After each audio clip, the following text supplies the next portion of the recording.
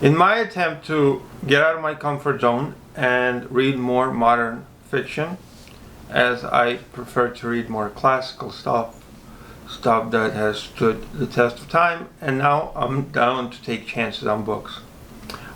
This was a book that was nominated for the Man Booker Prize and eventually, as a dark horse, won it. I think there were other books that people expected to win, but nevertheless this book won the prize. Anna Burns, the author, is from Northern Ireland, I believe, and this dystopian novel that she has written here, even though the location isn't said, is believed to be the 70s, the 80s, taking place in Northern Ireland.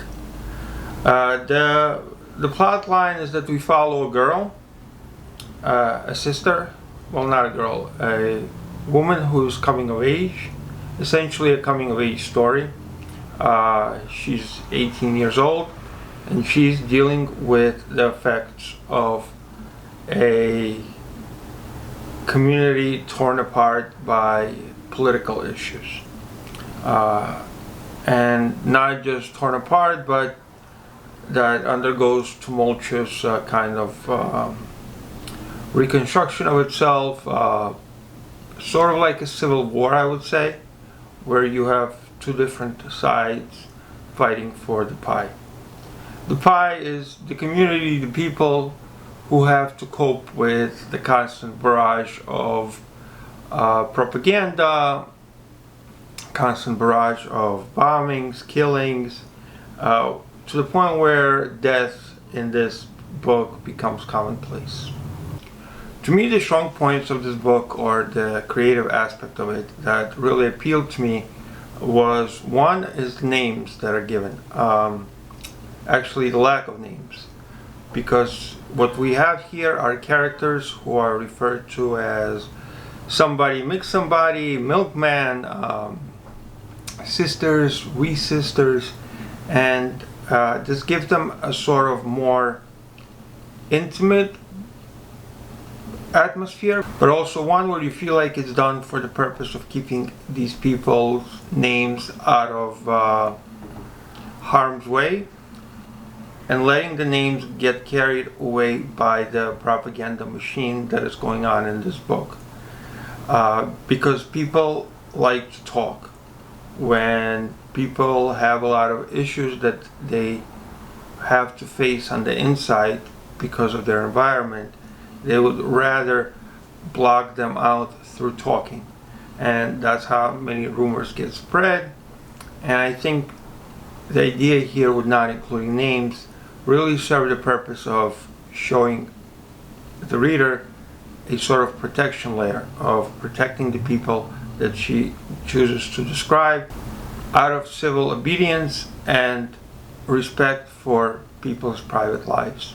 The second strong point of this book that I thought Anna Burns did really well is that the protagonist introduces us to the characters through these characters' hobbies and interests that help them put a veil over the situation that is currently going on. I thought it was done well, not only because it is very realistic that a person who's in a bad zone would try and focus on their own interests in a way to escape and block out the world. But also because I feel like when you get to know each character's fascinations and passions, you're more drawn to the character, but that also makes the character more relatable. And I found that each character almost had a piece of me inside them. Like, I could be like, yeah, I would do that. Or I can totally understand her reasoning. Or I just got drawn to the characters so much through these interests, because in a way they open the door to a deeper level of understanding. they make people sort of come alive. If you can follow with them and get passionate about the things that they're passionate about, you sort of find a common place with them, and that makes the characters believable and enjoyable to follow on their journey. Whether they're main characters or small characters, we get a lot of fascinations in here, like running, walking and reading, poisoning people with pills, people interested in cars and foreign car parts, people who are really into cooking and making a show out of it. These peculiarities really get you closer to these characters and give you some rough surfaces to grab onto. So well done, Anna Burns. The last kind of thanks I would like to give to Anna Burns and praise her book would be just how educated I felt through her characters in the portrayal of the war zone that was Northern Ireland during this time. It gave me a lot of things to reflect on, such as how people can turn against themselves, how the war is not only being fought with an outside source, but also within your own community, how people backstab, how people spread rumors, and also like the small idiosyncrasies, the little parts. Like there was a very small section here that I was really drawn to, where she discusses names and how if you're on one side of kind of the battle, you could only choose certain names, and then if you're on the other, you would choose other names, and the pool of names was very small that you could give to your children. And if you went out the zone and completely gave a random name that you created, your child was basically at risk of later having this name somehow associated with the other side, and therefore being also suffering penalties for that effect. Another section that I thought was very strong and very cute was that there's this section about a little dog that likes everybody and therefore is killed. Because people in areas like this don't want to see anybody happy. Everybody's miserable, and so you shouldn't stick out. And maybe that's why also these interests that people have, these hobbies, these things that they're excited about, they keep it on the down low. So back to point 2, when you're in a country that's at war, whatever you're passionate about, whatever you're happy about, you almost have to hide it. You almost have to find your outlet for happiness into the thing you're happy about, because you can't sort of talk about it.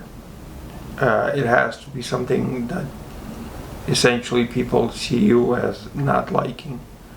Otherwise, you're basically in the Looney Tune bin.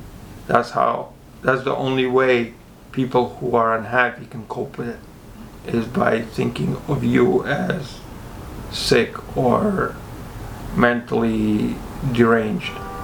So I thought it was a very strong idea of like how the world is within a war that is in a war zone. And particularly also, I don't know why, but I feel like Europe and America, it's like my backyard. We are countries that can travel to each other with just a passport. We are very interdependent nations, and therefore it's kind of fascinating that you would almost expect this story to happen somewhere outside our kind of comfort zone, but when it happens,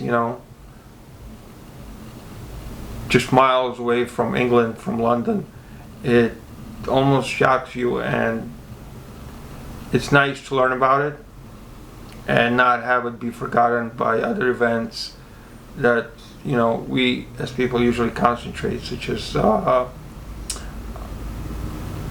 Nazis, World War II, slavery, and all these other aspects. It's nice to know that there are other little areas, or it's nice to be educated on other areas going through these events as well, but that don't often get the limelight sort of to tell their stories. So this was wonderfully done.